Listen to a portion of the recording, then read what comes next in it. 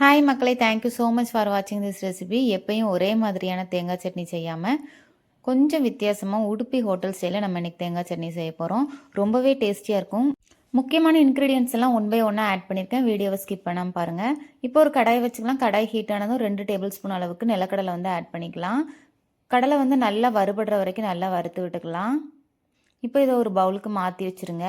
இப்போ இதே கடாயில் 2 டேபிள் ஸ்பூன் அளவுக்கு பொரிக்கடலை ஆட் பண்ணிவிட்டு அதையும் நல்லா வறுத்து விட்டுக்கோங்க. இப்போ இதையும் இன்னொரு பவுலுக்கு மாற்றி வச்சுக்கலாம். இப்போ ஒரு மிக்சி ஜாரில் ஒரு 2 சில் அளவுக்கு நான் தேங்காய் எடுத்திருக்கேன். இதையும் ஆட் பண்ணிவிட்டு நம்ம வறுத்து வச்ச நிலக்கடலை ப்ளஸ் வறுத்து வச்ச பொரிக்கடலை இது ரெண்டையும் ஆட் பண்ணி சும்மா ஒரு 2 பல்ஸ் விட்டு அரைச்சி எடுத்துக்கோங்க. இப்போ அதே கடாயில் கொஞ்சமாக ஆயில் விட்டுக்கோங்க. 1/2 டீஸ்பூன் அளவுக்கு கடுகு ஆட் பண்ணிக்கலாம். கடுகு பொரிஞ்சதும் ஒரு 4-5 பச்சை மிளகாய் ஆட் பண்ணிக்கலாம். இது கொஞ்சம் காரமாக இருந்தால் இந்த சட்னி நல்லாயிருக்கும். அதனால் 4-5 பச்சை மிளகாய் ஆட் பண்ணிக்கோங்க. கொஞ்சமாக ஒரு கொத்து அளவுக்கு கருவேப்பிலை நான் ஆட் பண்ணிவிட்டு இதை நல்லா வதக்கி விட்டுருந்தேன். இந்த மிளகாவோட கலர்லாம் நல்லா சேஞ்ச் ஆயிடணும்.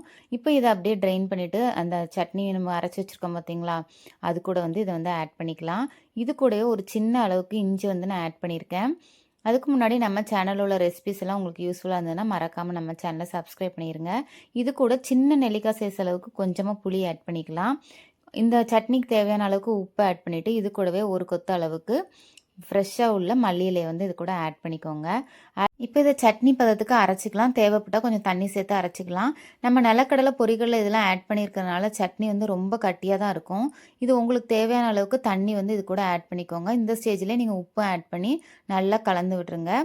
சட்னி ரெடி ஆயிடுச்சு. இப்போ வழக்கமாக நம்ம தாளிப்போம்ல, அது மாதிரி தாளித்து எடுத்துக்கிட வேண்டியதான். கொஞ்சம் தான் இன்க்ரீடியன்ட் சேஞ்ச் பண்ணியிருக்கோம். ஆனால் அந்த சட்னியோட டேஸ்ட் டோட்டலாகவே ரொம்ப டிஃப்ரெண்ட்டாக இருக்கும். நீங்கள் கண்டிப்பாக இதை ட்ரை பண்ணி பாருங்கள். இப்போ தாளிப்புக்கு அதே கடாயில் கொஞ்சமாக ஆயில் விட்டுக்கலாம். எண்ணெய் காஞ்சதும் கொஞ்சமாக கடுகு ஆட் பண்ணிக்கலாம்.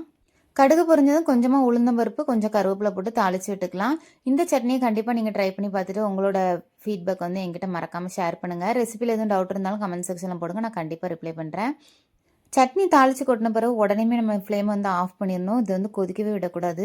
இந்த ஸ்டேஜில் எடுத்தால் தான் ரொம்ப டேஸ்ட்டாக இருக்கும். இந்த அளவுக்கு அதே மாதிரி சட்னி இந்த அளவுக்கு தண்ணியாக இருந்தால் தான் நம்ம இட்லியில் ஊற்றி சாப்பிட்றதுக்கும் ரொம்பவே டேஸ்ட்டாக இருக்கும்.